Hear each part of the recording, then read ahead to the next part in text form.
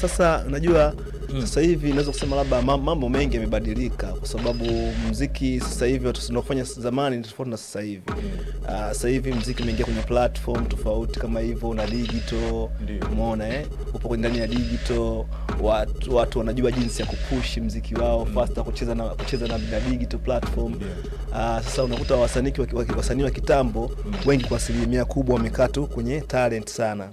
Kwenye sana la kuimba mtu anategemea tu kama mnaweza naimba kufanya ngoma kali, lakini sasa hivi unaweza kufanya ngoma kali na isifanye chochote kwa sababu watu wanajua jinsi gani ya yani inabidi ujue jinsi gani ya kuipenyeza ile kazi iweze kufika kwa walengwa. Umeona, kwa sababu unaweza ukawa na ngoma yako kali lakini kama au na Instagram au na TikTok au na nini umesema umekaa nao tu ndani na kuwa ni ngumu. Au labda useme labda uanze zile mambo ya zamani kama tulikuwa tunafanya sisi zamani, ile sijui utafute gazeti, sijui utangaze kwenye gazeti, sijui nini radio nini, lazima ujichanganye na wao majenzi wapi wanajichanganya wapi, unawapata wapi kwenye mitandao ya kijamii wapi. Umeona, upeleke kwenye YouTube channel, ujue jinsi gani ya kupromote.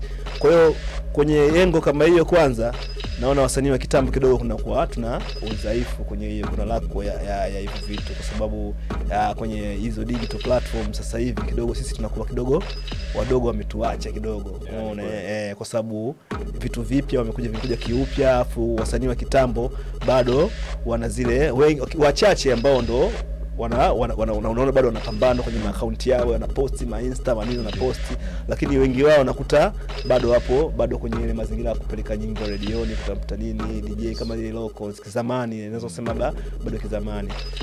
Hapo nani tumlaumu katika hili swala? Kwa sababu kuna moja kati ya taarifa nisha kuisikia, sikumbuki ni mwaka gani lakini ni miaka kadhaa ambayo iliyopita, wasanii wakubwa kama South Africa, kuna kundi fulani vilikopo linaondoka kwa jina la Mafiki Zoro.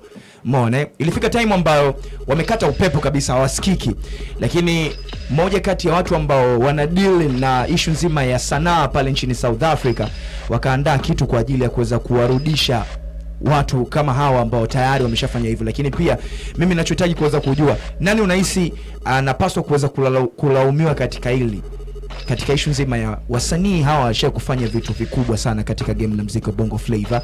Kwa nini tusiwape elimu kwa ajili ya kuweza kuendana na huu utandawazi? Ni wasanii wenyewe wanakataa kuweza kupata hiyo elimu, au kuna watu ambao wanatakiwa kuweza kutoa hiyo elimu lakini wanajifanya kama hawaoni? Sasa hapo unakuta ndio kama hivyo tunasema kuna vitu vingi kwa sababu unakuta kama hivyo wasanii wa kitambo kama walivyosema, lakini sasa hivi unakuta msanii ana management kubwa. Umeona, ipo kwenye label kubwa na management kubwa, tayari ana team. Umeona, ana team ambayo ile team yake ndio kwa asilimia kubwa sana muziki wa sasa hivi unakuta unaendeshwa sana na team. Kwa hiyo kuna kipindi nilikuwa Uganda, nilikuwa na Jose Chameleone, nilikuwa nikutana na Red Sun.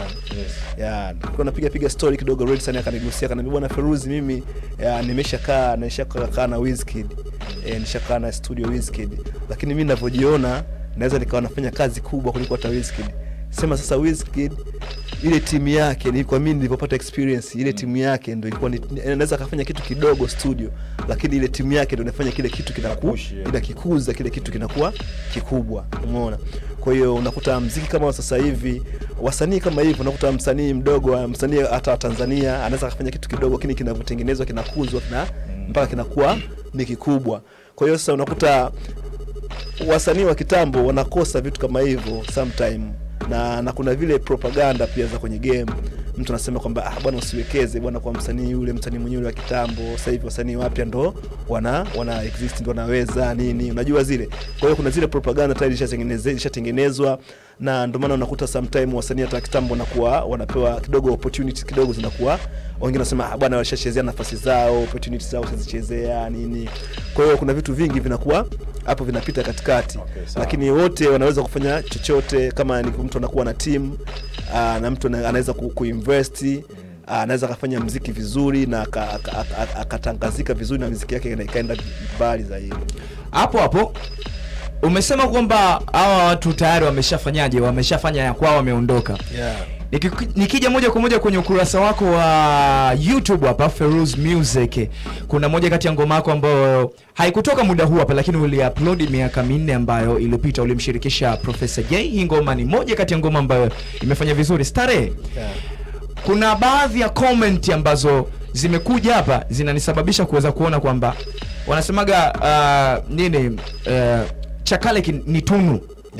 Kuna huyu mwanetu anaitwa Purity Kinzano anasema hivi, wangapi tunasikiliza tu wimbo Septemba 25 mwaka 2025, yani mwaka huu amekuja kuweza kusikiliza. Hiyo ni comment ya kwanza. Kuna hii hapa comment ya pili kutoka kwa Doris Major, ameposti miezi 5 iliyopita, anasema hivi, tunaosikiliza muda huu gonga like 2025.